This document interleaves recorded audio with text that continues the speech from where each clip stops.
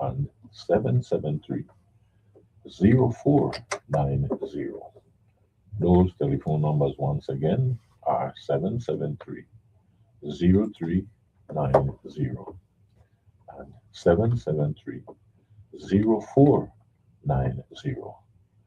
And please don't forget, those of you who are calling from outside of the Virgin Islands, you will need to use the 340 area code in order to get through. Yes, time in our studios here right now, about 14 minutes after the hour of 8 o'clock. And we're ready to bring on the legendary one, King Solomon, and he's going to tell us all about the beautiful morning time.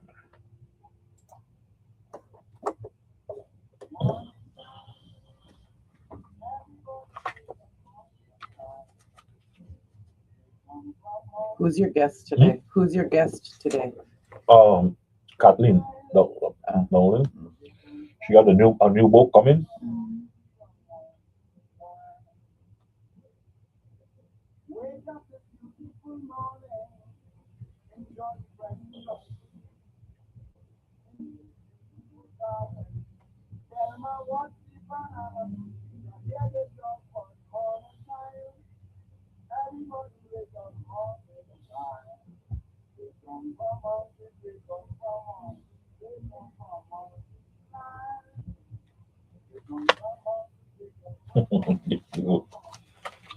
You need to sing me up by Seaside this morning.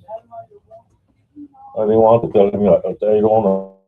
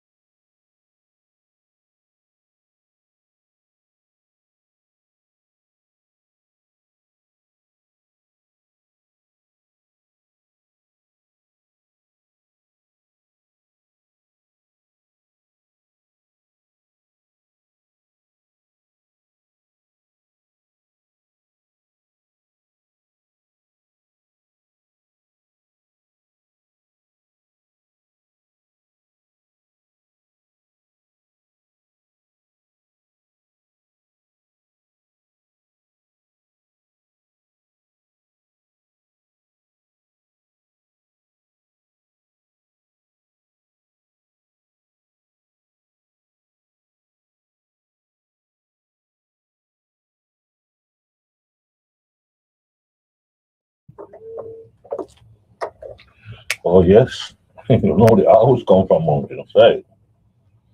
That's the song of King Solomon, legendary one, telling us all about the beautiful morning time and those banana trees you got down there in the yard. Well, here we are again, Friday, and it's uh, just a few more days to go before we get to the end of the month. And I tell you, these months are going by so fast, so very quickly. It's amazing. It's amazing how the time is moving, son. But as they say, time waits for no man. So, time is time. Time keeps on moving. It is your responsibility to keep up with the time. Yes. And we are going to begin this morning with our daily readings, our wisdom teachings that come from our great ancestors many thousands of years ago. Teachings, values, and principles that we can still live by today. Yes. And later on in the program, we're going to have a guest.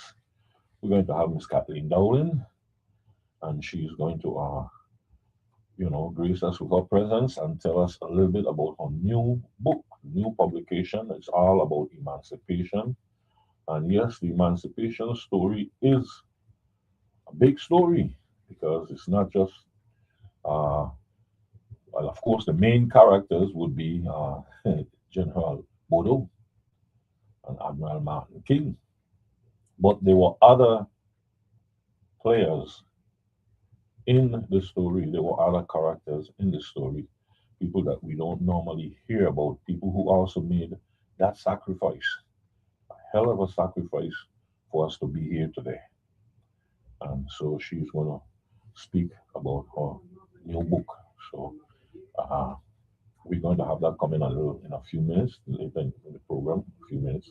And then if we have time, we're also going to try to finish our reading that we did. I started to read a couple weeks ago a little history on how the local Democratic Party that we have here in the Virgin Islands came about, and basically how the Unity Party of St. Thomas became the Democratic Party, and how these politicians were able to put certain things in place and change certain things, and again, like I said, put certain things in place so that and it was all an effort to really consolidate power for themselves.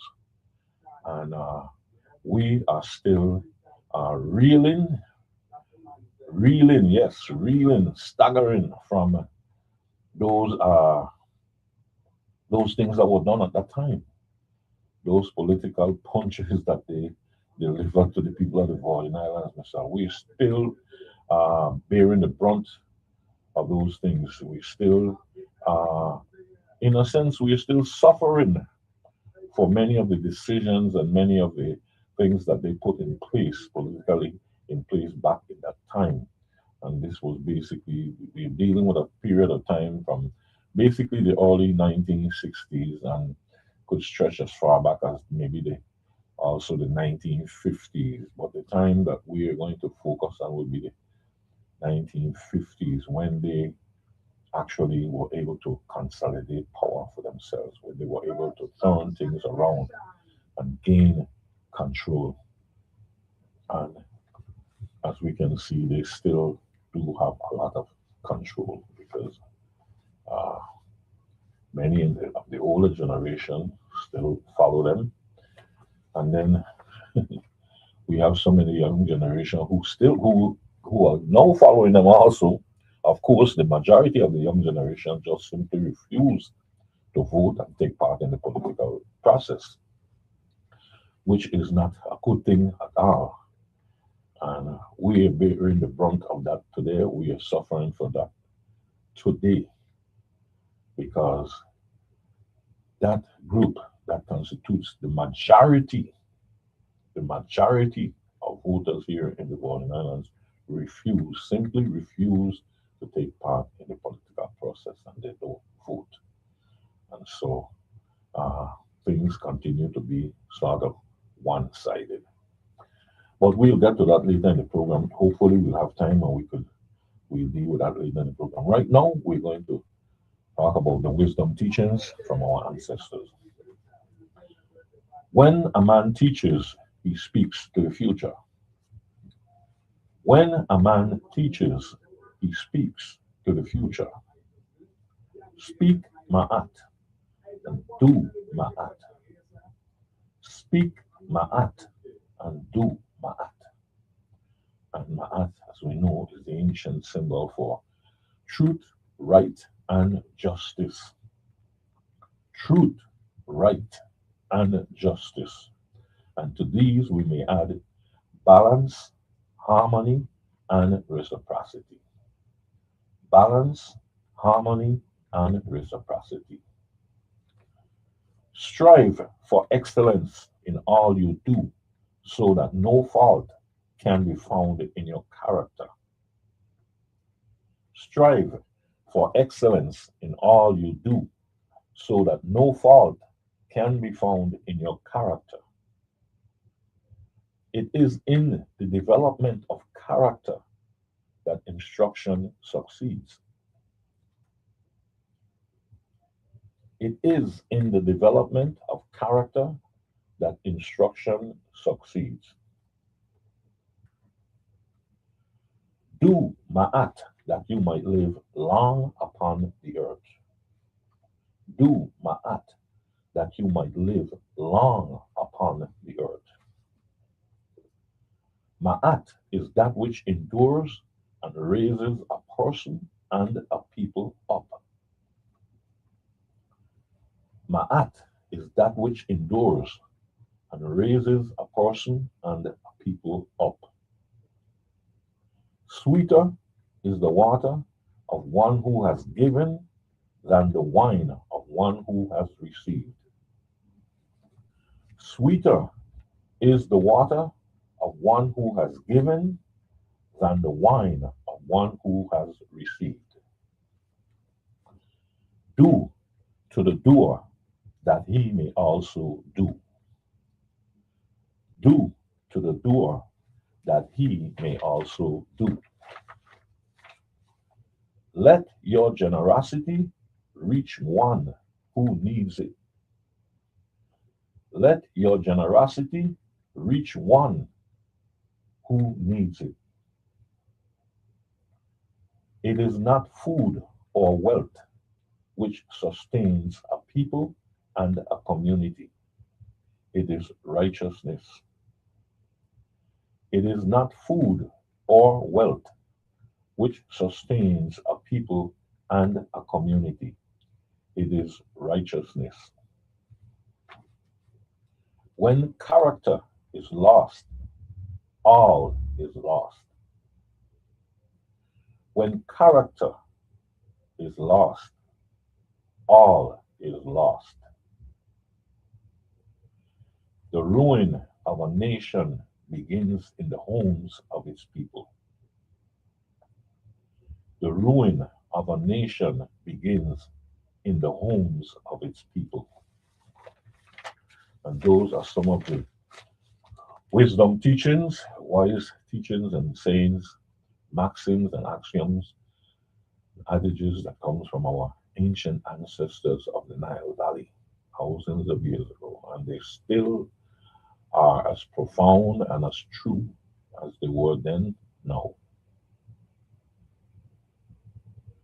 Yes, they're still as powerful today as they were yesterday. Yes, folks, and those are the wisdom teachings of our ancestors. And I see that we are, yes, we have a few minutes here we can kill until our guest arrives. But I just wanted to mention something. I heard someone mention the other day, someone about someone named Bass Reeves. I heard someone make mention of this person named Bass Reeves, Bass, and Reeves, Reeves, Reeves. Bass Reeves was a black man in the United States living during the 1800s, and he was one of the first black men to be made a U.S. Marshal. Yes, a U.S. Marshal in what we know as the Old West. Yes, Bass Reeves was a U.S. Marshal. Well, uh, Bass Reeves was born a slave, and the people who on whose plantation he lived, the people who owned him at that time, were supporters of the Confederacy, okay, the CSA. They were in the South and they were supporters of the Southern cause. Bass Reeves himself never supported that. I heard a comment and someone said that he may have been on the side of the Confederacy and that he was working for them and this type of thing. Well, at the time of the Civil War, Bass Reeves was still a young person. And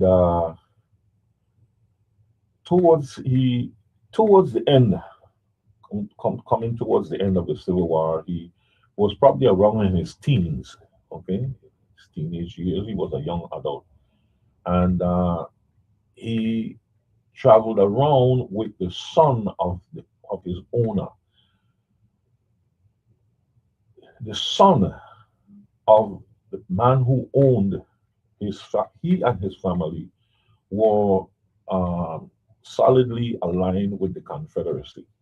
And the son became a member of the Confederate Army. He became a member of the rebel army. And so he took Bass Reeves along with him, I guess, as a personal slave. But Bass Reeves never became a member of the Confederacy. Well, Bass Reeves and his owner, the young man who was a member of the Confederacy, had some type of falling out. Some sources said it was over a poker game and this type of thing, and they were gambling. But any which way, they had a falling out. He and his owner had a disagreement, and so he ran away. He ran away from the person who was in charge of him, and he found himself taking refuge with some American Indians. And he lived with these American Indians for a very long time. As a matter of fact, he lived with them until the Civil War was over and emancipation for black people in America, the United States, was declared. And while living with with the Indians, he picked up a lot of the skills from the Indians. He learned how to track. He learned how to, do different things. A whole lot of different things that the Indians were known for doing that he was taught, and so he became good in those areas of tracking and trailing people and hunting and all this type of thing. All these skills and crafts that the Indians knew, this was taught to Bass Reeves.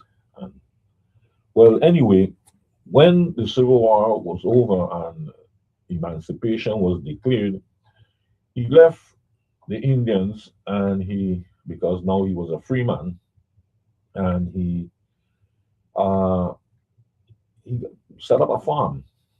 He was, somehow he got owner, he became owner of a farm, a small farm, and he went into farming. And he did the farming for quite a while until uh, he was recruited. I guess someone in the government recruited him. He was first recruited actually by the army, by the Union Army. He was recruited by them to become a scout and do tracking and help them with all these different things, whatnot. And from there, he was recruited because of his skills in tracking and whatnot and Indian languages. He was recruited to become a U.S. Marshal for the United States. And actually, he was one of the first black men to be a U.S. Marshal. And it sounds a little unbelievable, and most people might not, will be surprised to know that, yes, at this time, just right after the Civil War, a black man in the United States was recruited to be a U.S. Marshal. And so Bass Reeves actually took his job as a marshal very seriously. And uh, he was able to hunt down and track a lot of criminals and bring them into justice. Uh, One time, I guess, of all the things that he did, there was one particular instance where he had to hunt down his own son. His son, who was an adult, a young adult at the time, had committed some crime, kind of crime. I think he had killed his girlfriend or something like that. And Bass Reeves was charged with hunting down his own son. And for him, it was very painful, to do know that he had been hunting down criminals and bringing people to justice for the government, and now he had to bring in his own son. And I believe that he one of the reasons why he would have accepted that job is because he figured that if he was the one to bring his son in, at least he know that he would come in alive. And I believe that he didn't trust to have anybody. Line one. Okay, he didn't trust to have anybody hunting down his son because the chances are that he would have been killed. His son would have been killed. Anyway, he brought his son in, and his son faced justice. He was sentenced to some jail time, and amazingly, his son did some of the jail time, and he was released early and relocated to New York. And his son lived out his rest of his life in New York from the information said, as a model citizen. He never got in any more problems again and whatnot. He lived out his life in New York City. Bass Reeves remained in the West and continued to work as a UN Marshal until he retired from that job. But Bass Reeves, some people want to regard him now as a hero.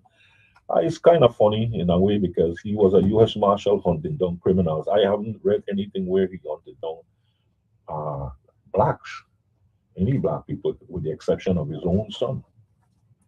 So, but yes, he worked for the government, but he never worked for the Confederacy. It was mentioned that he may have been a member of the Confederate Army and he worked for it, but he never did. He never did that. But that's just a little bit about Bass Reeves, and we'll continue that maybe at another time later. We could get some more information about Bass Reeves.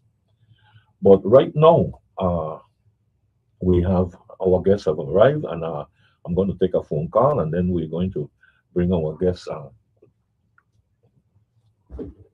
let's go to the phone lines. Yes, good morning, Carla. Welcome. Yeah, how you doing?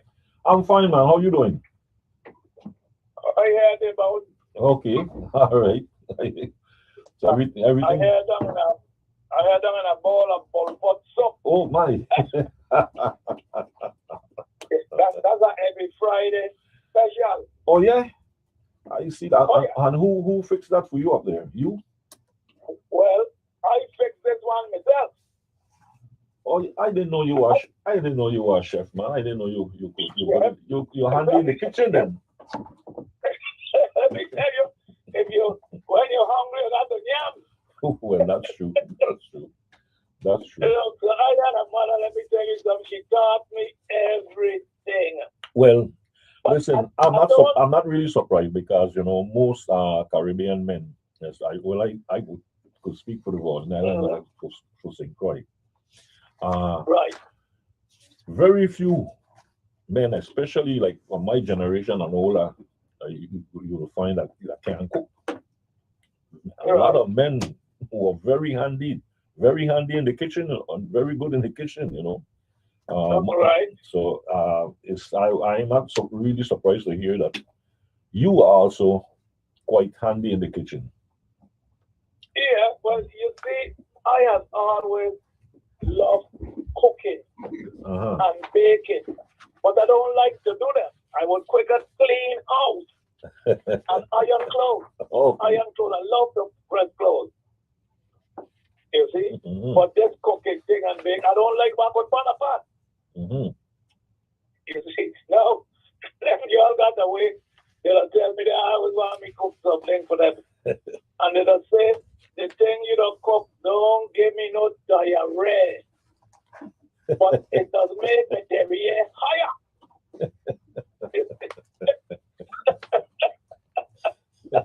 if you understand what I mean. I'm not sure. I'm not sure. I understand what you mean. It'll give them a lift in the back, a lift. Oh, okay. All right.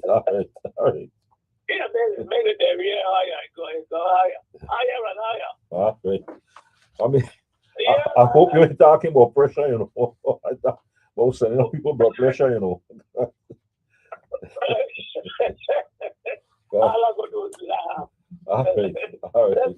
Listen, Mhm. I don't know this hurricane season thing, and I truly hope I don't be searching anything written or spoken from back home, and I'm not satisfied with what I am seeing or hearing that they call preparation. Oh. I'm not talking about reparation. Yeah, Preparation. You see? Now, let me give you a quick example how they do things stateside. At least in West Palm Beach, where I live, and in Houston, where I live as well. In West Palm Beach, they had an area that flooded all the time. And for about 10 years, they working on it, they tried this, architect change his pen, he write with a ballpoint, he write with another point, and they finally was able to dedicate it today. Because, you know, the two forces that God gave us, you really can't trifle with them, wind and water. If that's where water custom to flow, you better let it flow. Because you put anything in it way, it go knock it down. It will move a city. So, you know, we have to play with Mother Nature and watch that, but we've been having some rain and it is working well. It's working well. You know, these are the things that taxpayers like to see. Things that work for them. I'm not just fooling about billions of dollars for new power plants and the power are on its hand. I mean, this is ridiculous. We are the laughing stock of the world. But you see, we have a way when people laugh, we think they're laughing with us. They're laughing at us. Okay? But who am I to say? The governor, the certified science teacher, and the Mr. Night and Day said it no more electrical engineering and I.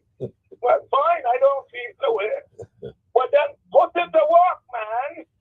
Come on. You know, do it. Well, I don't know. I really don't know. Well, I don't think you could expect anything again from this administration as it pertains to WAPA. You know, don't hold your breath because you know what's reading something. The governor was on a soapbox the other day. Somebody, I don't know whether they'll send me these things, but to get me compensated. Talking about the WAPA and what he has done, and this, and he has done, and we're going to see better before he leave office. Brother man, 8 years now, and all we continue to see is what's some more. With you and this WAPA thing. But yet you want to brag how you're the best governor. Because you got a couple of them nappy head people behind you telling you foolishness, but best governor. Best governor? Fine. Well, you got more money than all the other 8 before you that were elected. That's true. And all you continue to do is do the worst of all of them individually. I mean, this is, hey, like, I mean, this thing is madness. It's more than madness. I mean, I talk to people in the industry every day because this is the work I do. This is the thing I love. Power production, generation, transmission, distribution. It's my love. And they keep asking me questions that I cannot answer. Why is it so for such a small system? 13.2 kV is 13,200 volts. I have seen 230, the Ohio River crossing, 500 kilovolts in Texas. And the light don't go off. A storm hitting them and they're telling the storm ain't going off. It's actually the storm like down all the pole and towers, and they got on the dog, they go put on the wall. You see? But I really don't know. And when I talk this with some people, I criticize it. Then I'll be criticizing myself. Because I was there. And I am not there because the BS that they wanted to do then, I spoke out against it. So they told me where the road was, and I walked. But that's not the end of the power problem. Getting rid of people like me, and there's Grant, and then the brother R, and others is not the answer to the problem. Well, Mr. Nibs, we're going to Yeah. turn a page here, and I think you will be interested in Yeah. this. Okay. I think you Good. will be interested in this. I have a guest here with me today, Miss Kathleen Okay. Dowling, and Miss Kathleen, oh, Dowling. Kathleen. Oh, yes, that's the lady that wrote the books I heard Marion will be talking so much about. Yeah. Yes, and she has Yeah. recently wrote another one. Well, Pikey, I don't give you a job now. Get everything right selling. You get one of each of her books for me and get them to my brother, Charles Hollywood. I will let him give you the money for them. Okay, that's not a problem. Mhm. Yeah, I know, because Yeah. you've helped me with other things before. I know Yes. say what, but Mhm. you always look out for me. Yeah, man, that's So, not a how are problem. you today? I am fine, thank you. Fine, thank you. You see, you're so soft spoken, but you're right. Not with a poison pen, but with a very, what I would say, informative pen. Thank you. God bless you, my child. Thank you so I much. think Mario said he got about 18 books. I want you to get 808. Okay? Okay. Yeah, okay, so I go hang up then and listen to what you and Hanson collaborate about. Yes, man. Okay, thank you so Yeah, much. okay. All the Talk to best, you in a man. while. Yes, Bye. man. Don't go too far. Bye. Yes. No, Miss Dowling, let's start go from the beginning, and you can formally introduce yourself. Okay. So I want to say a pleasant good morning to the listening audience and to you, Mr. Koopman. Thank Well, you. you know, Good Pikey, morning. we Yes. call you. Yes. And once again, delighted to be here as your guest today to introduce my third book, which is called Blood in Bazen. Mhm. And the title is specific because Christian said is for the emancipation had the bloodshed. You So know, I was, let me go ahead. just interrupt you here. I laughing after myself, because the eyes a bit tricks on you, Mister. Mhm. Listen, I looking at this paper now Mhm. the past few minutes, Okay. and I see the name of the book, the title of the book Yes. really catch me, Yes. but I didn't see it right, Okay. because It's I right saw, on basin. I saw blood and basin, Okay. but I didn't see in. In. The in looked like it was a dash. Yes. Yes. But Yes. when you said it, Okay. blood in basin, Blood and basin. now it makes sense. Okay. Now it really it Yes. flows. Yes. Yes. So this is part of the Emancipation series that I've been putting out since 2024. Mhm. So I did the original one, which was helped me with my original book, the one that I did initially.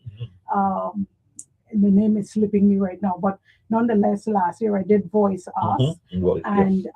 a closer look at Emancipation 1848. That was the first one. Yes. And then this one is Blood and Bazen. Mhm. This one focuses primarily on the events that took place in Christian Christianstead. state. The Okay. estates in Christianstead, the town of Christianstead, the enslaved population of Christianstead. Okay. So what I wanted to highlight here, since we didn't learn very much about Christianstead, the subtitle says The Untold Story of Emancipation, 1848 in Christianstead. And I wanted to focus specifically on Christianstead because there was so much history that we didn't learn or we didn't know that actually took place in Christianstead also, including the bloodshed that didn't necessarily happen in Frederickstead as a result of the emancipation, but actually happened in Christianstead from the night of July 3rd, 1848. I also dedicated the book to those names that I was able to find in the records. Andreas of Work and Rest, George of Montbijou, Joe of Lorraine, Josephine of Castle Coakley, Stephanus of Diamond, William of Lorraine, Scipio of Diamond, Thomas, and two other names of Baron Spot and Belvedere. These were the people that were actually shot. So I wanted to do in memoriam the dedication of the book to them. Now there are others that they didn't necessarily name in the records, but in Van Scholten's narrative, for example, which is chapter 3, he said to the Danish officials like a total of 20 was those that were actually killed, but he was speaking, the entire island as a result of the emancipation. So I also said all others whose names were not recorded, who never knew freedom but paid the ultimate price.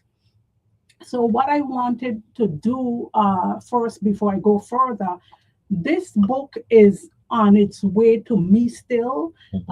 Usually I place an order and I tell them June 1st is my deadline because I want it at least a month in advance. Right. Well, the Okay. publisher had a few hiccups, so they actually didn't release it until the 15th of June. And then, of course, in the shipping. So yesterday I got a notice that it's already shipped out. It's on its way to me. And what I'll do for now is take names of people who wants a book to make sure I have their names and their telephone numbers. So as soon as it reaches in, I'll go down the list and call people accordingly because they don't go like hot bread. Well, let me ask you this Yes, now. sure. You will be taking names this morning too. If somebody happened to Yes. call in this morning, you Yes. will take. Okay, Yes, okay, and good. before I leave the program, and I'll do it now, Okay. but before I leave the program, I will leave my telephone number 340-332-1601, 340-332-1601, and anyone can call me at any time just to place an order. So when the books come in, I would have their name on the list. I'm also planning to do my usual book signing with a PowerPoint presentation. That would I'm looking forward to that yeah, one. that would Yes. be later on in the month because I'm still working out the logistics with the university right now. Right. Okay. Since everything was pushed back by 2 weeks, Mhm. and they have a summer program that they keep in that spot that I usually use for the book signing, Oh, and I that see. summer Okay. program goes until July 15th. Oh, that's in the great, not the Great Hall, The Medical Simulation Center and the Center, yes. RT Park. Mhm. So after June 15th is when they'll have availability for the space. So I'm trying Okay. to work out the logistics as to which date, and then I'll set it up, and of course I'll come back and let the public know. I wanted to look specifically at chapter 3 in this book at first because chapter 3 is Governor Peter Van Schulten's narrative, and he actually was able to answer 8 questions and also give a full narrative as to the events of the emancipation to the Danish officials. This is, by 1849 after he was taken out of here, and I was able to get that. It was hard to get that. In all my translations thus far, Peter Van Schulten's narrative was the hardest to find and the hardest to retrieve because it was kind of buried in a section of the archives called the Ministry of Justice or some such thing. So nobody was looking there. I reached out to 2 Danish officials who were assisting me in finding it, Right. and they couldn't find it. And I took my time for like a week just going through, find pencil by pencil, fine tune, and finally I found it. And when I found it, I reached back out to them. I said, "Oh my goodness, I found it!" And they were like, "Where did you find it? We were looking for like a week and we couldn't find it." So I was able to share the link with them as to where to find it and then get it translated.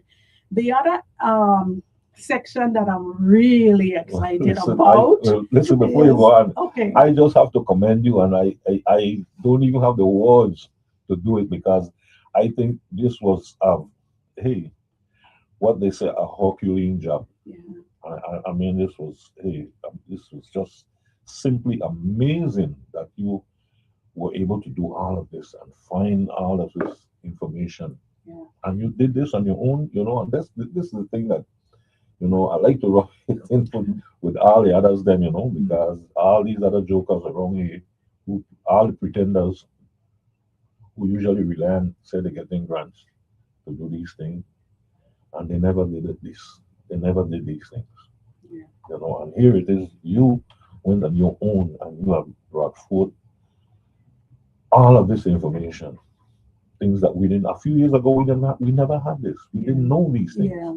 You know? Well, when they made the Danish National Archives information available online from our centennial celebration of 100 years under the Danish, under an American, Danish to American, it was great because then they made it, you have access now. Okay. Everything is handwritten in Danish. So you still have to hire somebody to translate it for you. And it's not like typed, it's handwritten. Yes, it's handwritten. You'll find a few places in English handwritten, but 99% of it is handwritten in Danish. Yes. And you have to have truckloads of patience. Yes, but I have an idea of what you're talking about from my experience done at WIM, looking Okay. through Yes. census records and Yes. whatnot. And I know Yes. those handwriting could be difficult to understand sometimes. Yes. And you have to be there, you have to have the patience You to be have there to really study it out good and really Yeah. find, oh, this is what this letter really is. Yes. You know, because yes. sometimes people handwriting how Of it is course. already. Of course. It And could be that doctors is a too. major hurdle Yes. to understand the handwriting Yes. and then in your case to get it translated. Yes, So yes. And then Mhm. since this is my first radio appearance for this new Mhm. book, I wanted to highlight specifically chapter 19. Mhm. And if you go to chapter 19, you will see General Burroughs' tribal roots. I was able to go through the Moravian slave register and inventory records, Mhm. and there I was able to find his grandfather. But General Burroughs' grandfather is who I'm speaking of, Mhm. that came in 1763 to St. Croix on the Friedensborg. Now, I have a whole chapter on all the ships that brought us and the names of the ships. I Mhm. wouldn't go through them. It's like 70 names or something Right. over the Mhm. period of time Well- while the Danes was bringing us in. We could read a book. Yes, exactly. So Yes. General Burroughs' tribal roots on his paternal side, his grandfather came in 1763, Mhm. and when they have the slave register, they list the name they baptize you with at first, Mhm. your actual given name second, the nation you're from or the tribe. They would, usually for the Danes, they would list the nation, Right. and then they would list who baptized you, Mhm. and on a straight across line, right? Mhm. So the interesting thing with this, and I thought this was absolutely amazing. General Burroughs' grandfather, the name they baptized him with was John Gottlieb, the same as General Mhm. Burroughs. So Mhm. General Burroughs would be John Gottlieb III, Third. because Okay. his father Father was carried that name name and his too. grandfather carried that Carried name. Mhm. So then in the next row, he lists his given name as St. Croix. What are the chances of a man coming in from the Congo? So he's listed as nation of Congo, right? So it could be the Democratic Republic of Congo, the Congo. Republic of Congo. It could also be Angola Mhm. in 1763. And when they asked him what his correct name was, he said St. Croix. This was amazing to me because I saw it as from a spiritual perspective, he was claiming the land, basically. Because we know his name wasn't really St. Croix, but that's what he told them. So they put it in quotes, and they have him as John Gottlieb, correct name, St. Croix. And that was just totally amazing. And of course, like I said, he came in on the Friedensborg that came in here in 1763 with about 226 other enslaved people. And then he would pass this, his name, John Gottlieb, down to his son, General Burroughs' father, and then General Burroughs would give General Burroughs that same name, and then General Burroughs didn't have any children, so he wasn't able to pass on the name. But it was just an amazing thing. When you read chapter 19, you're gonna be really amazed, That's amazing. really totally Oh, yeah. amazed. And then I looked into his ancestral roots on his mother's side, and we know his mother is Maria Rosina, right? Yes, But I remember that name, Maria yes. was her grandmother's name, and Rosina was her mother's name.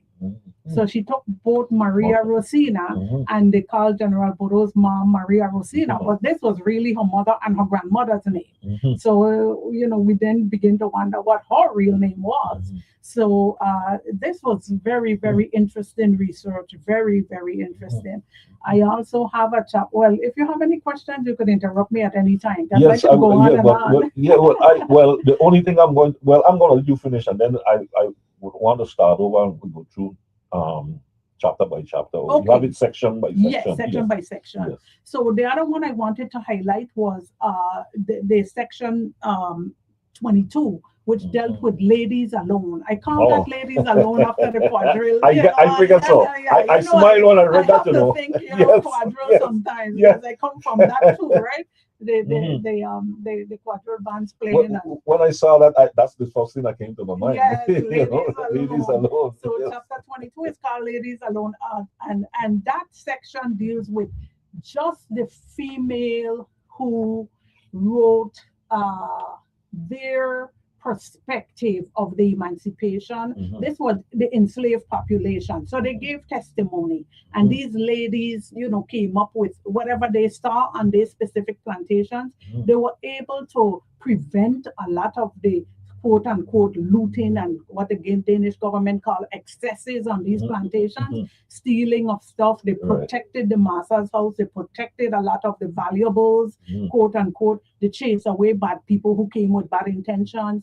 The ladies did a whole lot in stepping forward in leadership roles to be able to quell a lot of the violence that otherwise might have taken place on these plantations. Mhm. So I dedicated an entire chapter to them. Okay, you could go ahead now. Yes. Well, well, first thing I tell you, the first thing that catch me was the name. Yes, Right, as I Blood in mentioned before. Basel. Yes, Yes, and I like that name. And then the second thing that says here, in memoriam, yes, and these were to the names of the people who were listed. yes, And one of the things that strike me here is when I notice, okay, the first person here was Andreas, yes. and he was 19 years old. 19 years old, very young people. Right. The second Mhm. person, George, and he was 20. Correct, Third person, Joe, he was 23. correct. Then there's a Josephine who was age 30. Mhm. The oldest person we see here is a William who was age 40. Yes, And why that came to my attention is because this is precisely the generation now that refuse to take part in the political process. wow. And we have to understand that these people, as you said here, they never knew freedom but paid the ultimate price. Correct. It is because of their action why we're able to have a political process today, Yeah. and vote and all this type of thing. And this is precisely the generation today now who refuse to take part and vote. Interesting.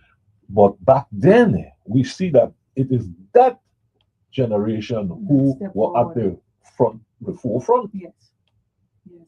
you know. Even General Bodo himself So- was just 28 years old. So we could see, in a sense, things have basically turned around, reverse from how they were, and that's just amazing. And I'm going to bring this in. I didn't want to, but I'm going to mention something that's not a part of this. Really, it's not really a part of it, but it's connected, and Okay. I just want to mention it in passing. Mhm. But and it's not necessarily for you, but I'm hoping that someone else can take up that mantle and do a little more research on the fireborn, because uh, all of what you did here and what you said really made an impression on me. And it's hard to express in words, but it made a big impression on me because I'm saying, for a long time we didn't know this, and there were some people who were on the verge of even disbelieving that some of these people exist or these things happen.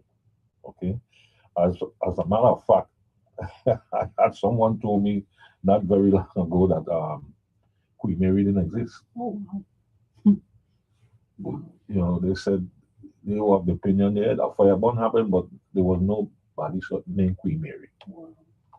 You That's know, amazing. yes, The Danes kept very meticulous records, and good and bad.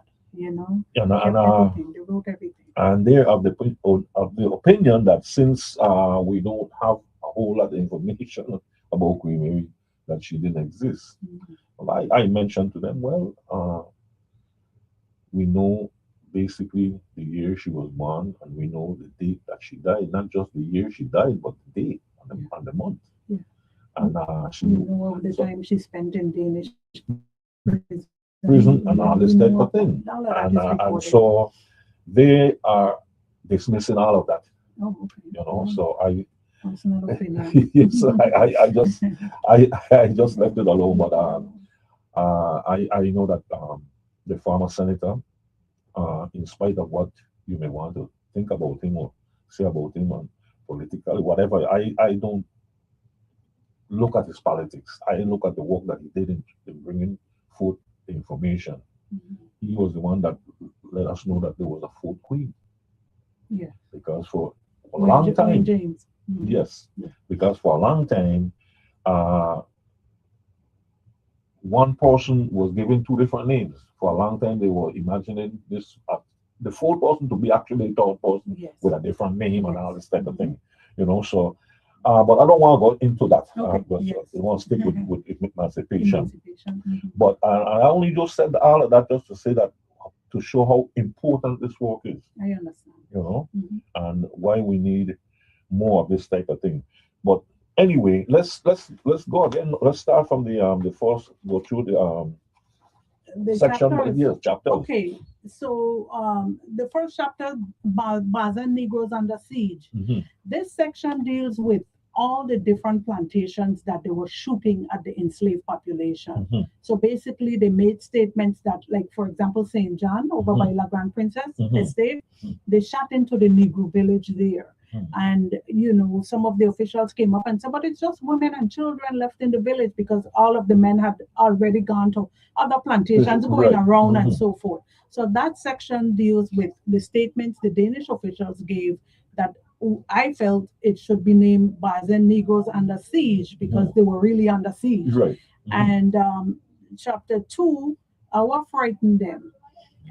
That's a quote from one of Amali's songs. Yes. What Frightened Them. Them deals with the contentment shooting coming into Christianstead Mhm. when Aramakochen opened fire on the 2,000 or so enslaved Africans that was coming into Christianstead, and he felt like he needed to do it as a means of what I consider to be like trigger happy. He was instructed not to shoot of them, but Okay. he shot anyway. So I call that chapter What Frightened Them. Like they see so many of us gathered and they got scared. Mhm.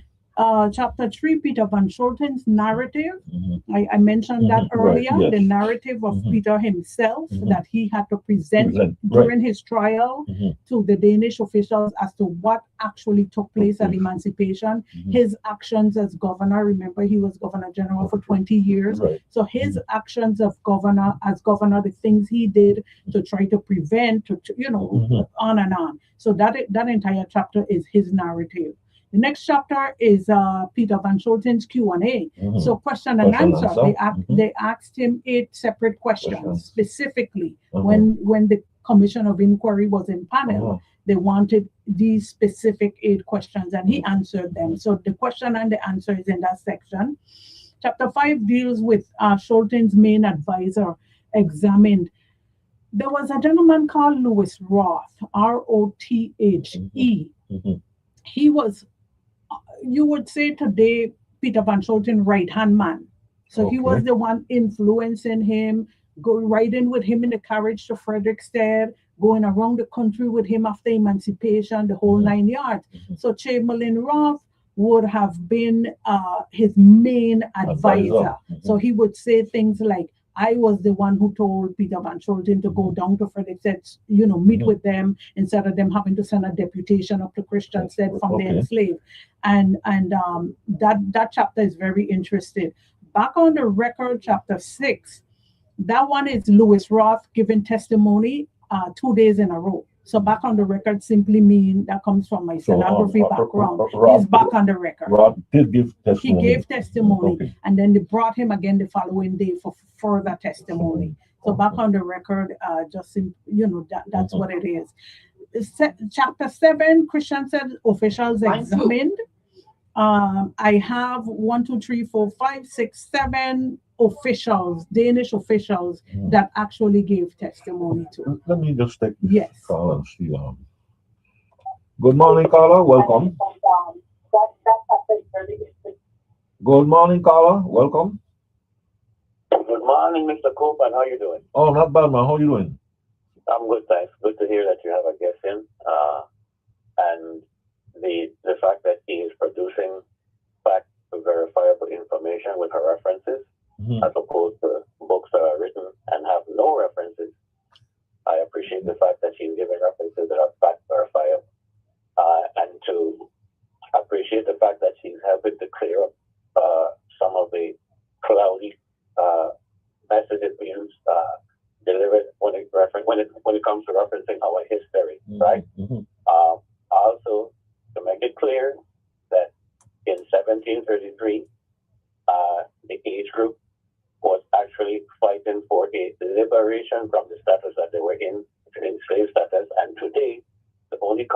some measurements that we would have for that is not the voting.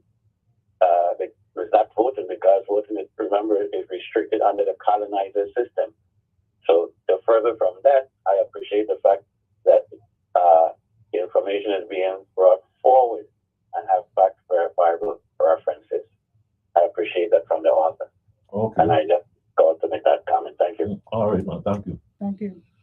Yes. So, yes, I left at chapter 7, where I have 2, 4, 6, 7 officials that actually gave testimony. So that's their testimony in there.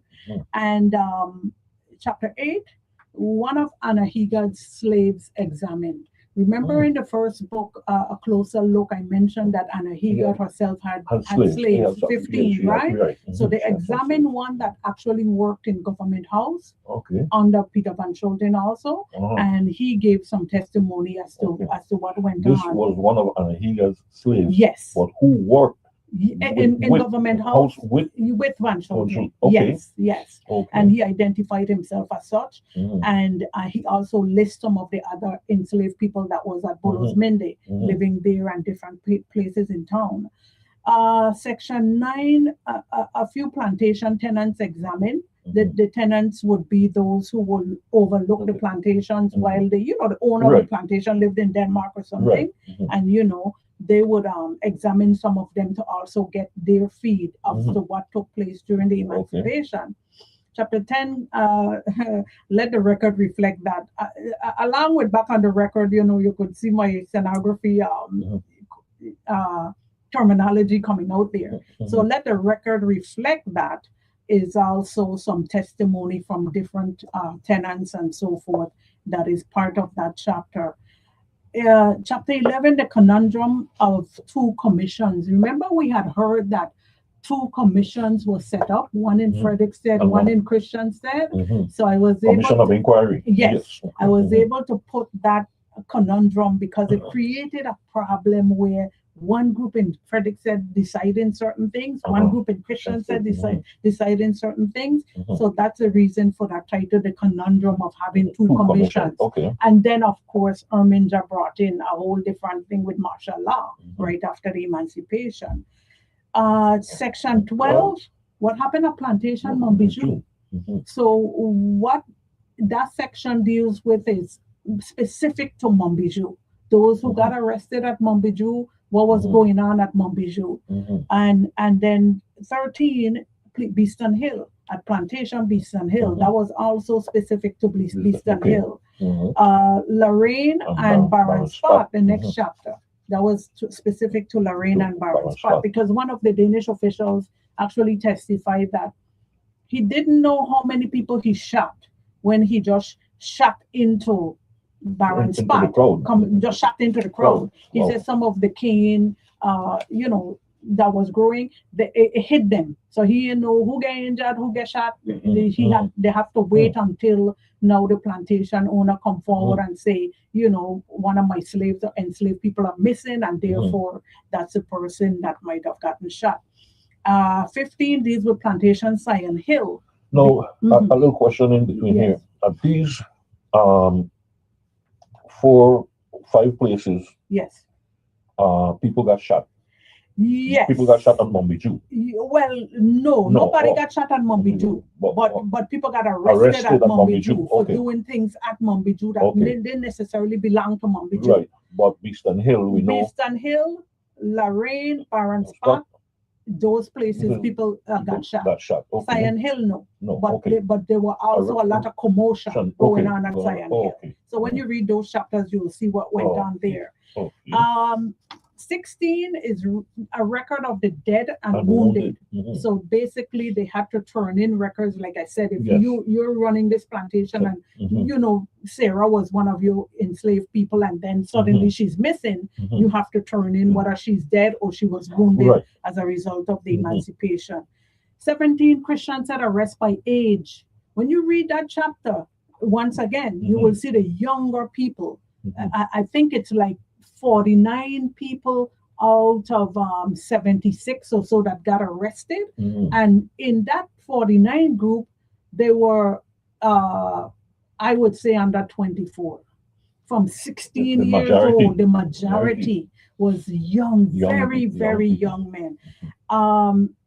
Chapter 18, these were the ships that brought us. So like I said, I listed 70 ships that I was able to verify that the Danes would have used to bring us in from in the early 1700s all the way up to 1803. And they have ships with names like Christianstead. We would recognize some of the names, even St. Thomas, names like Sogren Fry. Sojourn Fry, there's a place over there called Charlotte Amalia, Inahide, we know it for St. John. Those were names of slave ships. Friedensburg, here was a big one. Mary, there were ships that, man, they just named after places that we know today that still have those names. 19, we went over already, General Bodo's tribal roots. On both his paternal and maternal side, which is very interesting because also his grandmother might have been pregnant on her way to St. Croix, because then his great grandmother, I'm sorry, because then his grandmother was born on St. Croix. You see, so it's one of those things.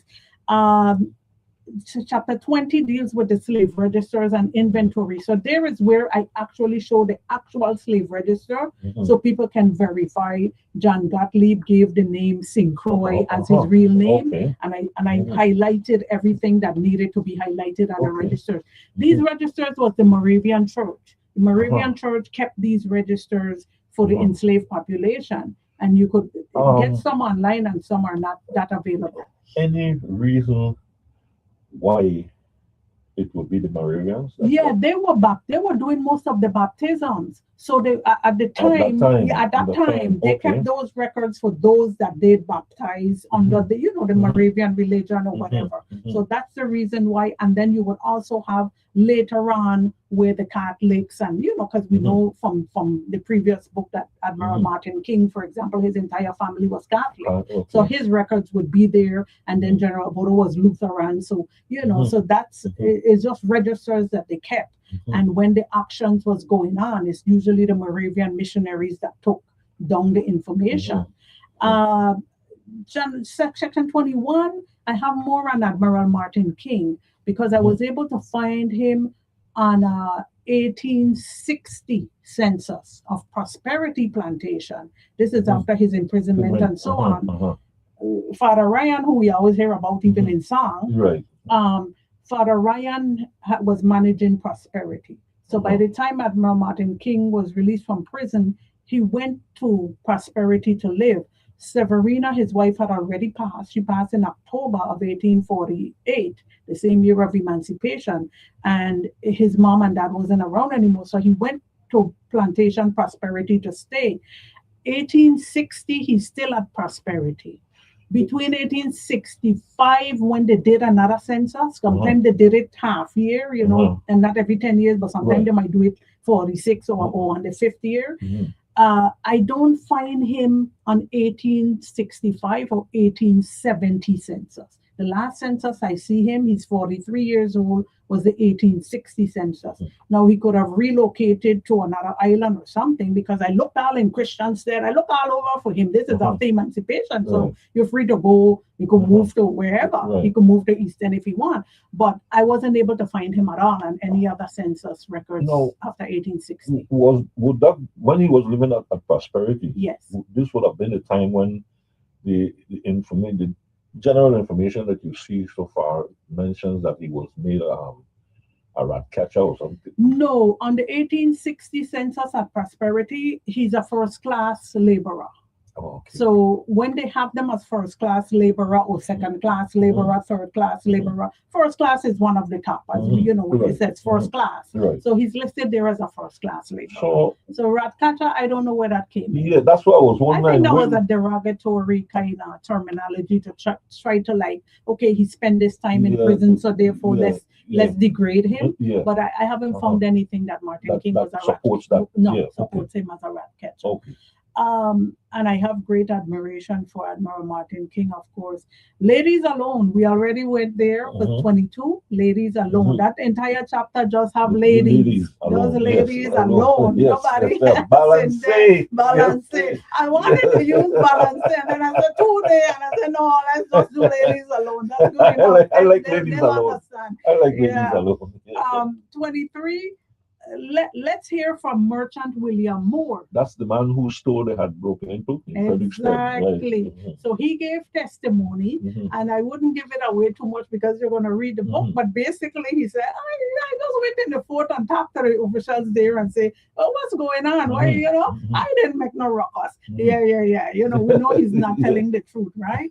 Because they wouldn't have done what they did to his store and his house, and he not really say they should shoot them down like dogs. So basically we hear his testimony in 23. In 24, the intentional erasure of identity almost. That chapter is very deep because I must admit, in this third book, I did more of my personal writing than I did in the previous book. It was more research information. You want to share it in raw form. I shared it in raw form in this book too, but I did a lot of my own personal writing. So intentional erasure of identity spoke to how they captured us, brought us to these parts, and tried to erase our identity. Took away your name, and then they're going to call you whatever they choose to call you. Your real name is so-and-so, right? You come over, maybe you have a name, Kojo, whatever the name is. And then they decide they're going to call you Moses, or they decide they're going to call you John, or they decide they're going to call you David. And so you're erasing the identity, what your parents honored you with that name. And we know in the African tradition, it's usually a name that has a very deep meaning to that family, and they just took it away and renamed you basically at the baptism and gave you whatever name they choose. And I'm sure, as in any enslaved experience, the people would, when they got up privately, they would use the real names amongst themselves. But when the master calling them, he calling out Maria. When you name Kathleen, and he's like, oh Lord, he calling me Maria. I ain't even look like a Maria. Come on, So you have to deal with that type of intentional erasure of your identity, which is very, very deep. And painful in some instances. That's why I wrote that almost, because you still knew your real name even though they called you whatever. Section 25, Madame Susanna. This is Anna Hagad's mom, which I had featured in Voice Us. And basically she also had a number of slaves on Company Street in Christiansted. Number 1 Company Street in Christiansted. Was it number 4? And she had a group of enslaved population, including children, maybe 6, 7, 8, 11, and she, over a period of time, and I featured the registers of the slaves that she owned herself. And she was mulatta, as we would say, right? Because she's female. Section 26, liberation on the French islands. So there was a letter that went from Peter van Schulten to the governor of Puerto Rico at the time. And the Puerto Rico governor wrote to Peter van Schulten, and he was concerned with the liberation that had took place in April of 1848, May of 1848 on the French islands, Martinique and those French islands. So he was concerned that this would now spill over to the Danish West Indies and Puerto Rico. So he wrote Peter van Schulten saying, if you need any help with anything, let me know, because look what happened on the French islands. We got to watch out now. These people gonna know.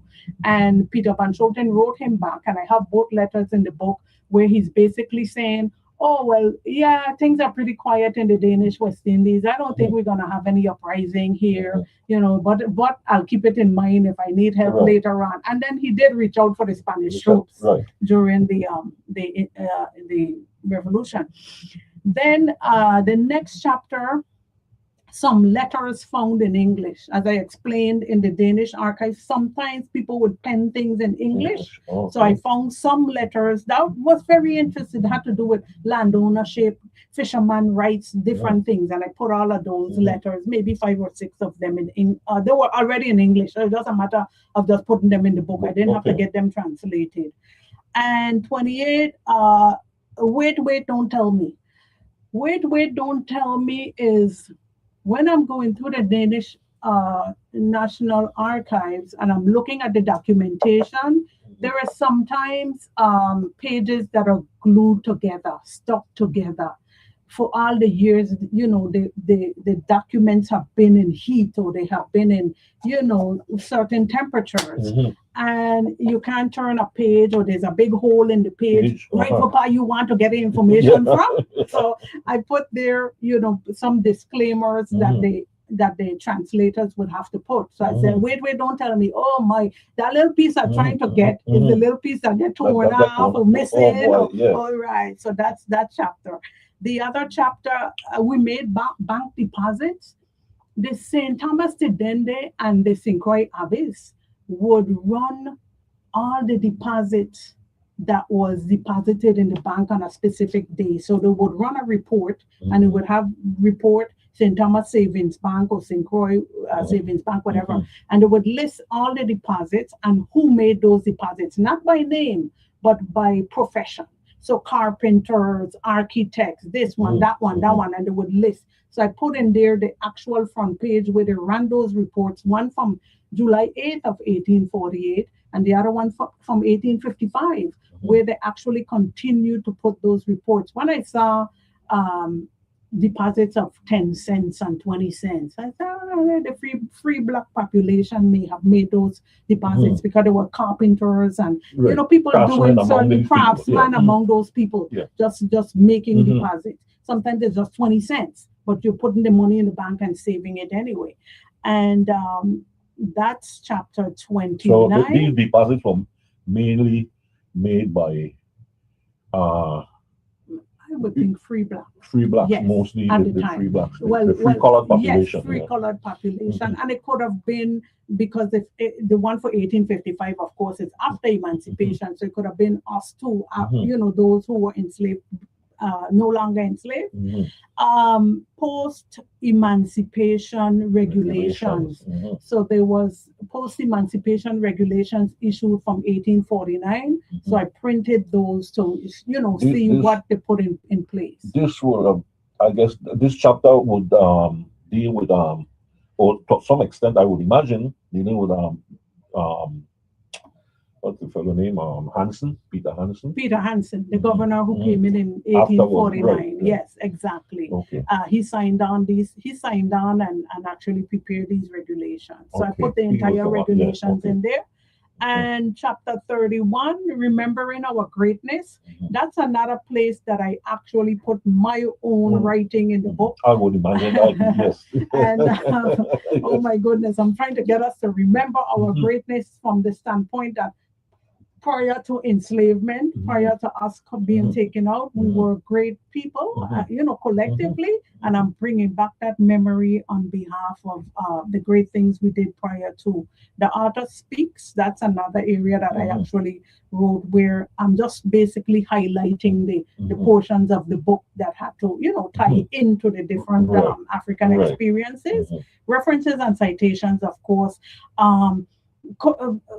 Corrigendum was a correction of a photograph that was in Voice Us. So Voice Us, I had all these plantation photographs. And what I did at this corrigendum was I brought up the one for Castle Burke.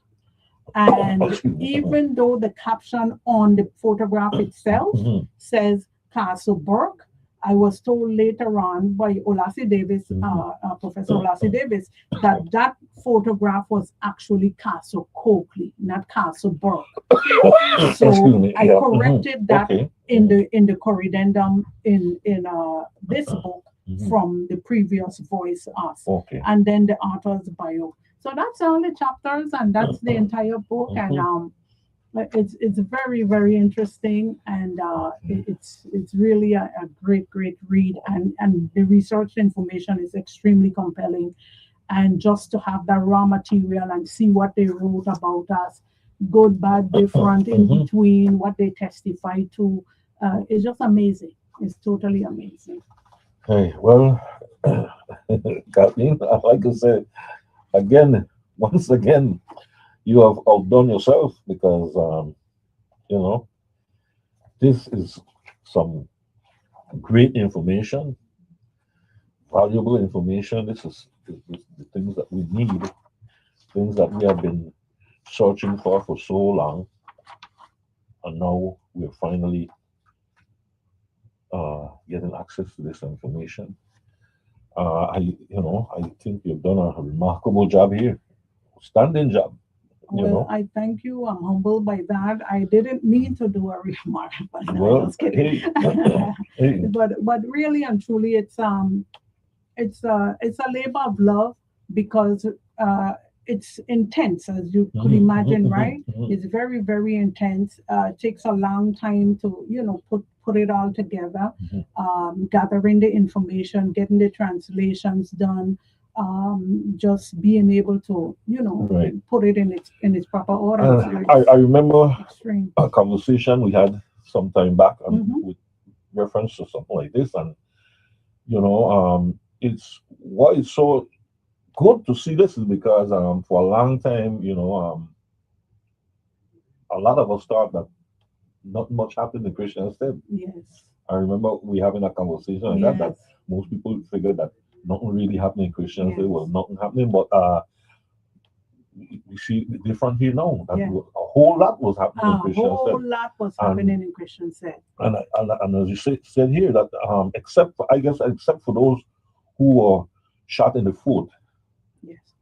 uh, most of the bloodshed took place in Christian State. Yes, and well, Frederick said didn't have any bloodshed at Bloodshed all as a result of the of emancipation. Those who emancipation. were shot in the foot is speaking for your bond, but Frederick said Oh, didn't have. sorry. Yes, That's okay. yes, yes. Frederick said didn't have any bloodshed as it Bloodshed leads related to to emancipation. emancipation. General Bodo and Major Gillick had gone around to the different plantations, like 20 of them coming all the way up to Kings Hill to Oslab, to make sure that calm and quiet Mhm, and peacefulness, and Admiral Martin King too, from his Bagavalin all the mhm. way up to Strawberry and all those areas. Christian said was a whole different A different story. story. Well, look, going back here to something you mentioned there a little while ago, Hmm. with Van Schulten and Major Gill going around. Hmm. Uh, I read in Neville Howe's book Yes, where uh, while Bodo and Major Gill were going around, they were also confiscating weapons exactly. from the Europeans who were here at the time. Exactly. General Bora in particular was confiscating weapons himself, Mhm, even in some instances, as I brought out in mhm, Voice Us, mhm. inside of the master's house. Right. Give us all your weapons, Mhm. and basically preventing any untoward, violent acts Right. that may have been thought of to Mhm. take place, or intention, Right. to go Mhm. and say, well, I need revenge on that person because he Mhm. treated me bad or whatever. Mhm. If you have a weapon, Right. so they prevented a lot of things from happening throughout, especially in Frederickstead at the time, with General Bodo himself confiscating the Mhm. weapons, and the others who were with him, Major Gillick and uh, some of the others, Robinson, the police officers, and Mhm. so on. Yes. Well, what would you say would have probably been the reason why there was all that bloodshed in Christiansted but not in Fredericksted? I think based on the research. Communication Yeah, problem? I Or think no, I think based on the research I did, like that chapter that says that what frightened them, Mhm. I think to see that many of the enslaved population gathered coming into Christian said, Christiansted, then McCutcheon just got trigger yeah, happy. created Like a panic. Yes. panic mode. Mhm, mhm, In the other instance at Beeston Hill, mhm. another officer named Louis Peterson, he Mhm. was coming in with his Oh officers. my God. They started to fire stone not him. Not the commissioner No, for no, no, agriculture. no. It's just the name. I mean, we know a lot of Louis Peterson. There was such a common name. Yes. All the SENs, you know, is Mhm. Danish. So we they were coming in. Christian said also, and the enslaved population started to fire some rock stone, you know, and he just opened fire too. So it was basic scare, you know, panic, or you know, if you want to call it that, that created a lot of these situations that didn't necessarily have to take place, and that Van Scholten himself did not sanction. He was really upset whenever he heard that someone in the enslaved population had gotten shot, or pull up his officers and say, well, hold on a minute, why was that necessary? So it was a different dynamic. So that most of these people, and or practically all of them, none of them got farther than let's say the area by the Boston Triangle. Right. They never got far. They never actually got into town itself. No, I would say by English Church. Right about there, about there, about that area by English Church. The mark would be like the area they got the furthest, not into town. So this talk in the records about them storming Christians there and going to take over the fort, and you know, Christians said we're speaking of now. No, that wasn't necessarily a threat, because they didn't even get close to it. Okay. Yes. And I, you know, that put me in mind now.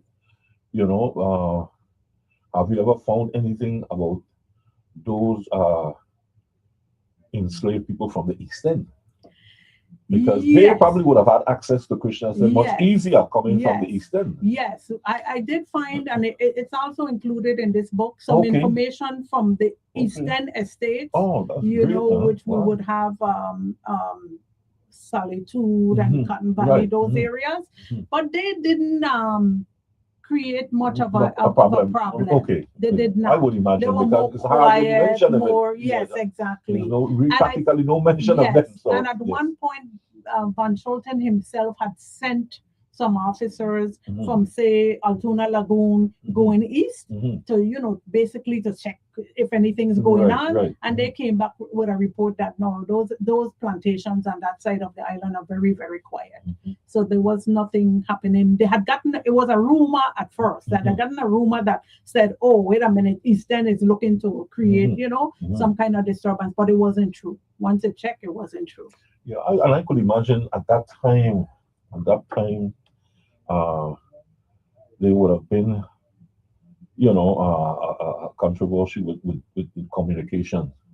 You know, it would have been easy for false rumors to spread. Yes. And maybe somebody might have heard that, I think this happening, and somebody hear that and run with it. Oh, this happening, you know, that kind of thing. You know? There was a lot of rumors being spread at the time of emancipation. A lot of it wasn't able to be verified because they were just rumors. And then, you know, people talking a lot of different stuff, but some of it was just rumors. Yes. Mine too. Okay, well, I tell you, I am looking forward to reading this book, because there's so many things that, you know, well, not so much questions now, because a lot of the questions are basically have been kind of resolved. We just need to get the details. The details, you know. Yes. But still, I'm looking forward to it, because there's so much, especially the thing about nothing was happening in Christianity, nothing happening, you know, for years, everybody used to think what Fredericksburg was the center of everything, you know. We didn't get the information, but now that we have it, we realize that, oh man, Christian said made the ultimate sacrifice. Yeah. Let's see what line. She said two. Let's see. Good morning, Carla, and welcome. Yes, good morning, thank you. How are you Hey, doing? this is Sally. Yeah, man. Hey, how you doing, man? I haven't heard from you in quite a while. Hey, man, I'm holding on. Yeah, man. Good to hear from you, man. Good. Yes, man. man. Look, I called to publicly thank Kathleen, man, for the work, that fantastic work she is doing. You know, she's done it. Her work is an example, so I hope it's very well publicized, because it's an example for the young people who's interested in our history, and also for the elderly, because she's an example of people who retired, of things that they can do after they retire, that they can still do this kind of scholarship and that kind of thing. So she's definitely a very important example, just that we need to know of her work and what she has been doing, that kind of thing. Well, but if I fantastic work. And the other important point I would make is it's so important for us to tell our own story. There will be other people who have done good work in researching our history and so forth. But at the end of the day, I don't think nobody can tell us. Once you have one of our people who is good at what they are doing, I don't think nobody can top that. And that's Kathleen is an example of that. And so publicly, we want to commend her very highly. Mm-hmm. Yes, I think that last point you made is important for us to tell our own story. It's very important because, when you don't tell your own story, a lot of things get lost and get twisted and all this type of thing. So it's important to tell your own story. Yes. Right. And Right. I want to. From all the work that have been done on VI history, we see a lot of it. They never tell us. I see there's a man, I think, I forget his name, William Chapman, I think was his name. Wrote an article on the history of architecture during slavery time and after. And when he talks in St. Chris, I think when he talks about masonry, he look at that as the European contribution because the Africans couldn't do that kind of contribution. He's very much in Christ, right? So I show you again that kind of thing. They don't know our history like us, and they assume that we were simply enslaved people, inferior people, uncivilized people, never did. Well, and that's not true because all those sugar mills were built by our people. Right, exactly, yeah. Yeah, we started to point that out, yeah. Mm-hmm. We had to start to point that out that people were they won't say anything about that. The sugar mill, like in St. John, for example, becomes very important site for tourists and other people for historical purposes, educational purposes, cultural purposes.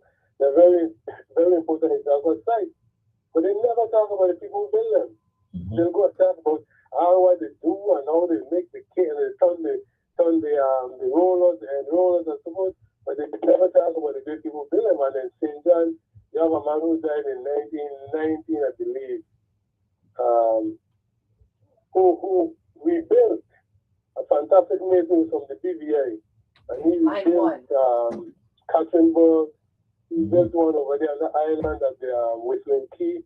He built a lot of things. He just look at them, and based on his teaching from Israel, he did fantastic work. Reginald Carwood was his name. He did fantastic work in rebuilding Harwood Mill. Mm-hmm. Anyway, I just want to, really thank Kathleen for her fantastic work. Yes, man. All right. Okay, man. Good, Celia. Thank you, man. Thank you. Yeah. All right. I just wanted to thank Celia for calling in and thank him for the wonderful comments. I've been in touch with him initially when the book was ready, mm-hmm. and we had quite an interesting conversation. Mm-hmm. So I appreciate it, Celia. Good morning, Carla, and welcome. Yeah, greetings, man. Dr. Coleman, how are you doing? Yes, man. Hey, good morning. How are you doing?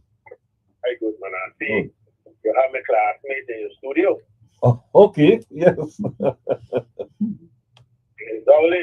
Yes, sir. How are you? I am fine, thank you. How about yourself? I give thanks for life, health, and strength. I just want you to know, and I hope you have a copy for me to say it personally. Mm-hmm. Okay. I'll put you on the list. Mm-hmm. I'll put you on the list. Thank you so much. Your number still the same? Yes. Great. Now, I have a question for you. Yes. In your studies of our past history, emancipation with Thoreau, they said slavery is over, right? Mm-hmm. And when slavery was over, we're supposed to have abolished everything that's correlating with slavery. Names of streets, names of all kind of stuff, systems, laws, everything. You notice anything that still strike you to be still in existence from slavery days to now? You come across anything that we still practicing, that still is practiced on us in these modern times during our liberation time? Because we're dealing with emancipation back then. Now this is liberation time. Have you come across any of these practices that were being done from emancipation to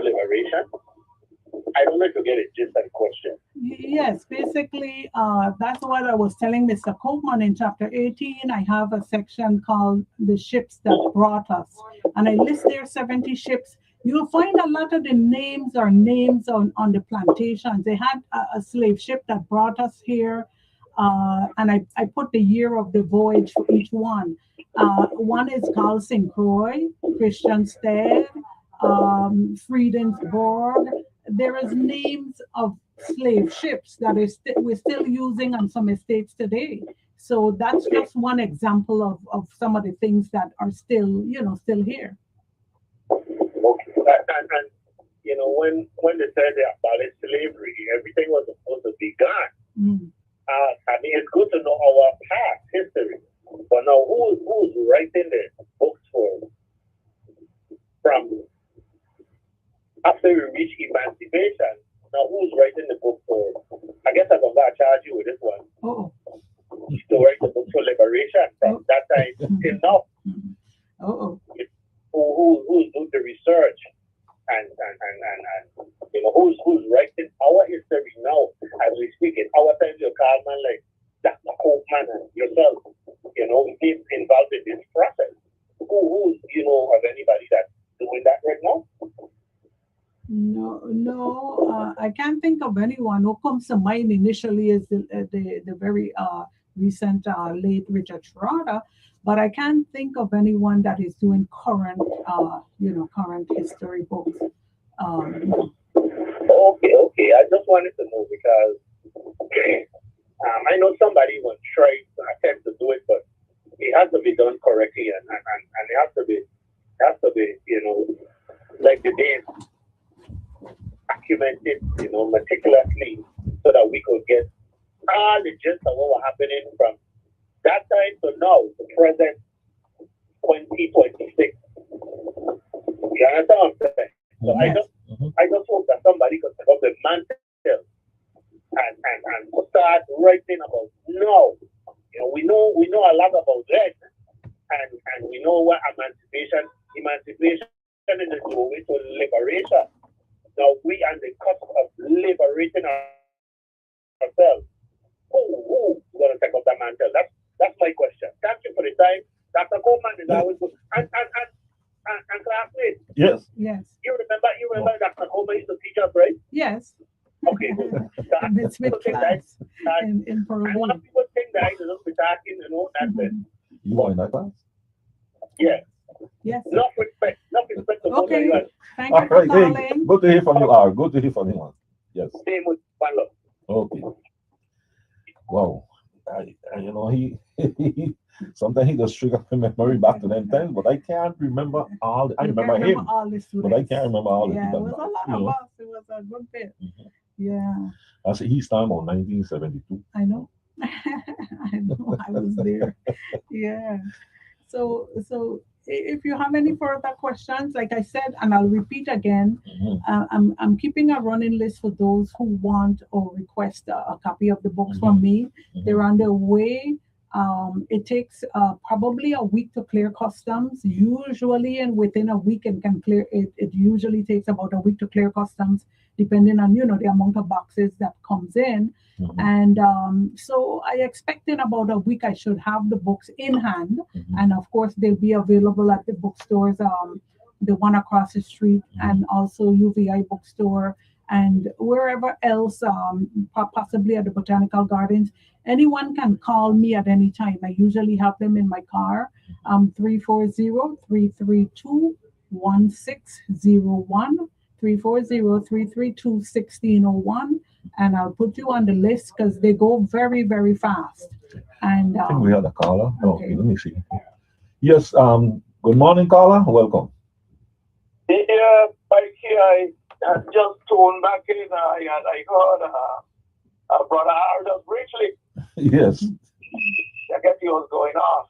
He's sounding good and strong. But there's still so many unanswered questions since we Black people have had the shackles taken off our neck, feet, and arms. But those and we brain.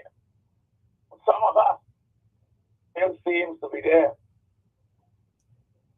I don't know. We're gonna have to get a special drill sergeant with a, one of them jackhammer. Jonathan, they hire them. Blow all the muck out people's brains so they could understand that they are liberated and start acting as such. Well, I'll say this much. I think, and it's something that I had to learn to accept and realize, is things move in stages, and sometimes we push for change, that's in a sense before it's time.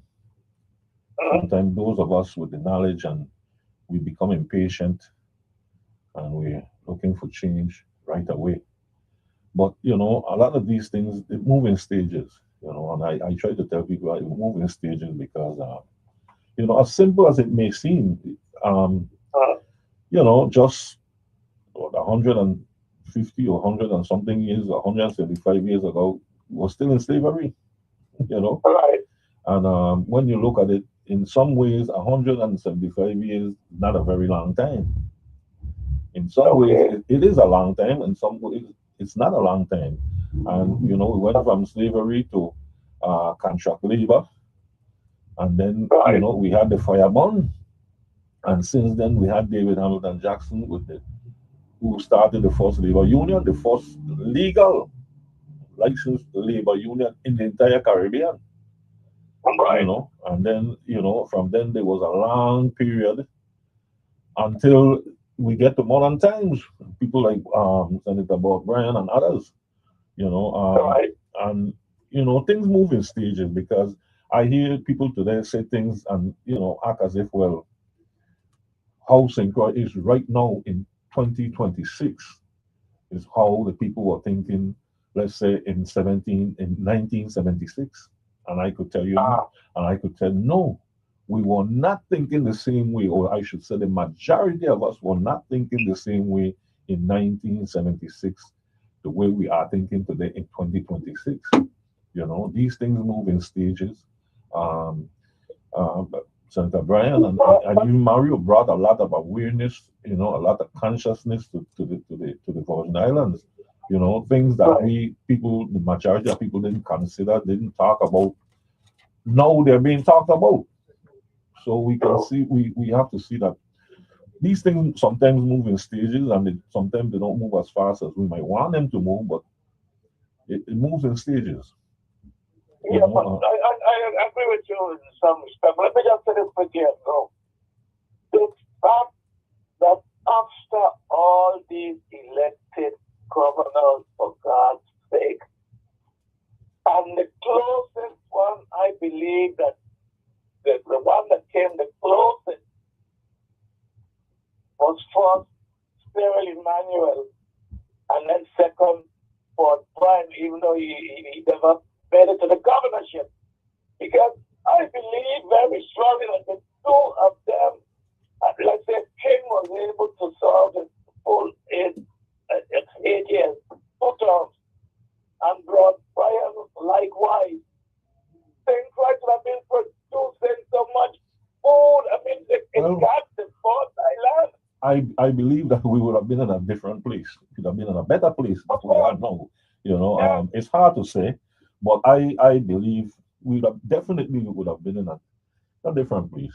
With those Definitely. And that bothers me to know me that. I mean, the outline for the be. I mean, keeping in mind that there are also forces that are there to keep those things from happening, to hold us back. And sometimes we don't pay attention to those forces, but there are forces there just for that purpose of holding us back.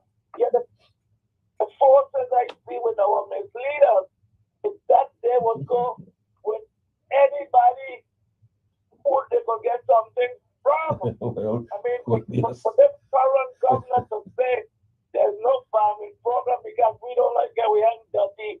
Man, he blew me away with that statement. Hey, God, man. Okay, man. All right. Take care now. Yeah. Yes. Okay. Yeah, you get out there. Yes, man. Thank you. Yes. Hey, Kathleen, wow. I myself am blown away by the book, man. And I could hardly wait, I could hardly wait. Oh, It's you. Yeah. okay. Well, I mean, I didn't mind keeping it, but then I figured I'll wait for the book. Okay. Although you have some pages in the back there that I just scanned through them, Yes. and they look like some interesting reading. Yeah. Some, That's just a copy of the introduction in the book. oh, that's the Once you copy. get the book, Oh, yeah, in the you'll okay. be able to see Oh, okay. and to be able to read the Mm-hmm. entire introduction also. Mhm. So if you have any further questions, or I can close out, and Well, it's you. I'm gonna invite you to make your last comment, whatever you want to say. Uh I really don't have right now off the top of my head. I don't have any questions per se that question. Anything I would ask now would be asking you to give away too much Of the book. of the book. Yes. So, and I don't want to do that. I would prefer to wait, and I think most people would prefer to sit down and Yes. take some time and read the book Yes. rather than be told certain Yes. things, and I then understand. you won't have the The time. excitement of it Yeah, takes not away only the that, excitement. not only that with excitement, but maybe even some of the understanding, Yes. because we may have to leave out certain things. You may have to cut some things short, abbreviate this, yes, abbreviate that. yes. Whereas when you sit down with a book, you have the time to really sit down and digest. Digest and highlight. Mhm. Exactly. Okay, well, in closing, I first want to thank you for inviting me again as your guest today. I really appreciate these conversations and just hearing from the public, the callers that called in, Mr. Nib, Sele, Ross, and whoever else. It's really, really, really a wonderful exchange. I also want to say that I was thinking about this last night, and I said, what is one of the most lasting forms of reparations? And in my mind, based on the work that I'm doing right now, memory, collective memory of the people also have to be a part of the lasting form of reparations, because if our memory collectively comes back online, then we can sift through and balance and just basically put everything in its proper clarified place where it belongs. And this work for me, at least personally, if someone had to ask me, why are you doing this? What does it matter? Slavery don't go, whatever. I would say it's my contribution to our collective memory, because as we all have learned, you go from your past into your future and so forth. So collectively, as our memories come back online, this is the greatest form of the most lasting form of reparations, I would say. And you put a thought in my mind just now too with that thought, is that maybe that's what the Danish government could do for us in terms of reparation. Provide information on the fireball now. Yes, the fireball has been translated already, so all the fireball information is no longer, not in English. It's already there. So it's a matter of someone going and dealing with that. But government to government, they can provide us with the same records that they have, that we have, if we have a place to store it and to keep it, for generations to come. I also want to focus in very quickly on that chapter 19 that I said where General Burroughs' tribal roots. And I want to read a small portion from my introduction that highlights what the Danes did separate from maybe what the English or the British colonizers might have done. And I have a footnote here that says, in the Danish colonial era, listing Congo on a slave register or manifest indicates that the enslaved person was from the broader Central African region surrounding the Congo River. Captives labeled as Congo could have originated from the Kingdom of Congo, which spans parts of modern-day Democratic Republic of Congo, Republic of the Congo, Angola, and neighboring West Central African regions. So when they list General Bodo's grandfather Mhm. as Congo, Mhm. he could have been DRC, Republic of Congo, Mhm. Angola, which we know a lot of Cushion families originated from. Anywhere in that Central African That area, region, that right. basically, he could have been from. Right. But the amazing thing to me is, and I don't know whether he got lashes for it or not, was when he told them, "My name is Sincroy." He was claiming land. If they had taken him to Antigua, he would probably say, "My name is Antigua." Mhm. He was basically claiming the land, Mhm. and little did he know that his progeny would then be quote unquote the true hero of St. Yes, Croix, emancipator, one yes. generation Mhm. away from him. Mhm. So that was an amazing foresight, insight, spiritual insight for that gentleman to tell them that. So what his real name was, we would never know because it's not listed in the record. He is listed as quote unquote St. Croix. Croix. Isn't that amazing? Amazing. It's a defiant act Yes, to, yes. to the whole Yes, it would have system of been, slavery. yes, It would have been looked at as he's defying this whole system. Mhm. But in retrospect, when we look at it from today's perspective, we say, yeah, that was a great thing that he did. At least I look at it as an excellent thing. Sure, I might have done the same thing. I'll tell them my name is Sincroy too. So you're kind of claiming the entire land. You do what you want with me as an enslaved person, but I'm claiming this land, and my generations will really lead the people out of enslavement.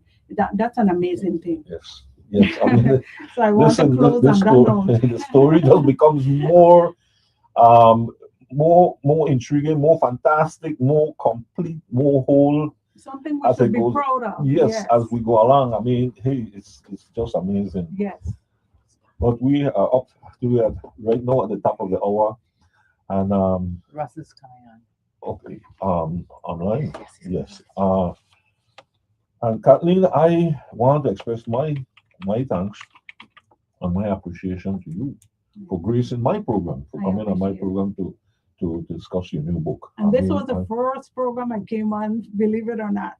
Okay. You were Well, first. so You were like, so I am honored. I am honored with that. Yes, I Yes. am honored, Kathleen. And hey, it's amazing. I hope I try to give the listening audience a little forewarning about it, and I hope that people listening. I don't know how many people listening, but I could see that people were listening. At least like Sele, I haven't heard from Sele like over a year, no, something like that. Wow. So that was good, Yes. But I am honored and I am thankful, appreciative that you chose my program to come and discuss the new book. Thank you, and I know. appreciate it. And thanks again for being here. Yes. And it was a wonderful Yes, experience. yes. And I'm looking forward to the book. Yes. Really looking forward to it. And then of course next week Friday will be Emancipation. is the Emancipation Day. Hopefully I will be here Okay. and I could get into a little bit more of the first book and a little bit more about Bodo, Yes. Okay. because we need to do that. And I hope that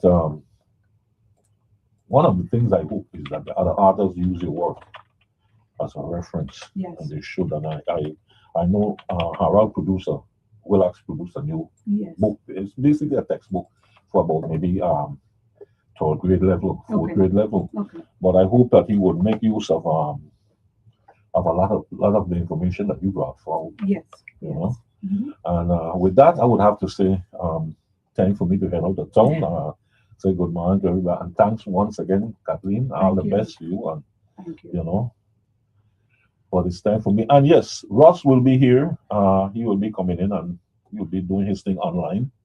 So all those people waiting to hear Ross Christopher, just hold on for a few minutes, and Ross will be here with you shortly. Once again, thank you, Kathleen. Thank you. Mhm. Good morning. Mhm. Okay. Yes, I It would have been like 10 or 15 minutes. I said we thought it would have been like 10 or 15 Yeah, but minutes. I- Roundabout. no, No. but hey,